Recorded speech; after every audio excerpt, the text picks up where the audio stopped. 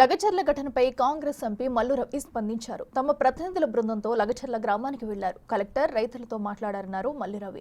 ఆ రోజు కొందరు తాగొచ్చి కర్రలు, రాళ్లతో కలెక్టర్పై దాడి చేశారు. ఈ దాడి వెనుక బీఆర్ఎస్ హస్తముందన్నారు.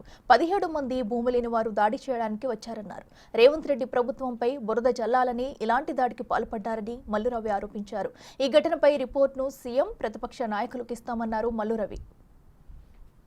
లగచర్ల గ్రామానికి వెళ్ళటానికి ముందు వనపర్తి కలెక్టర్ని, ఎస్పీని, జాయింట్ కలెక్టర్ని, అధికారులందరినీ కలిసి లగచర్లలో జరిగినటువంటి దాడి మీద వివరాలన్నీ తెలుసుకొని లగచర్ల గ్రామానికి వెళ్ళి అక్కడ ఉన్నటువంటి రైతులతోని, అక్కడ ఉన్న ప్రజలందరితోని మాట్లాడటం జరిగింది. వారు చెప్పిన దాని ప్రకారం కలెక్టరు లగచర్లకు వచ్చినప్పుడు వారు కారు దిగి 2 నిమిషాలు కూడా గడవక ముందే అక్కడ కొంతమంది తాగి రాళ్ళు పట్టుకొని, కర్రలు పట్టుకొని ఉన్నారు. కొట్టండి కొట్టండి అని చెప్పే టీం ఒకటి ఉంది.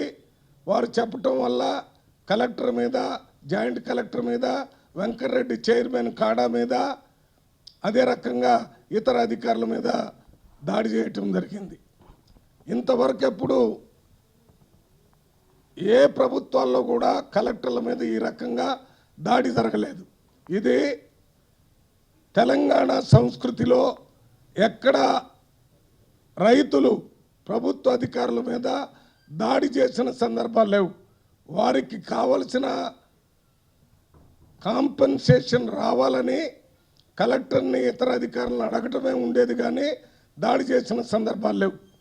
ఈ దాడికి మూలాలు ఎక్కడ ఉన్నాయని మేము అడిగి తెలుసుకుంటే అక్కడున్న ప్రజలు, అధికారులు అందరూ ఒకటే విషయం చెప్పారు. ఇది బీఆర్ఎస్ పార్టీ ఒక ప్రణాళిక ప్రకారం, ఒక కుట్రలో భాగంగా కేటీఆర్ గారు రాష్ట్ర స్థాయిలో, నరేందర్ రెడ్డి గారు అసెంబ్లీ స్థాయిలో, సురేష్ అనేటటువంటి వ్యక్తి గ్రామ స్థాయిలో, వీళ్ళ ముగ్గురు ఒక ప్రణాళికను సృష్టించి డబ్బులు పెద్ద ఎత్తున ప్రజలకిచ్చి, తాగిచ్చి తెలంగాణ కాంగ్రెస్ ప్రభుత్వం, ముఖ్యంగా రేవంత్ రెడ్డి ముఖ్యమంత్రి మీద బురద చల్లాలి, చెడ్డ పేరు తీసుకుని రావాలి. ఈ దాడి వల్ల రాష్ట్రంలో ప్రజలు కాంగ్రెస్ ప్రభుత్వం మీద తిరుగుబాటు చేస్తున్నారనే విషయం తెలియజేయాలని ఒక కుట్ర పన్ని ఈ రకంగా చేయించారని మొత్తం అందరూ ఇదే విషయాన్ని చెప్పడం జరిగింది.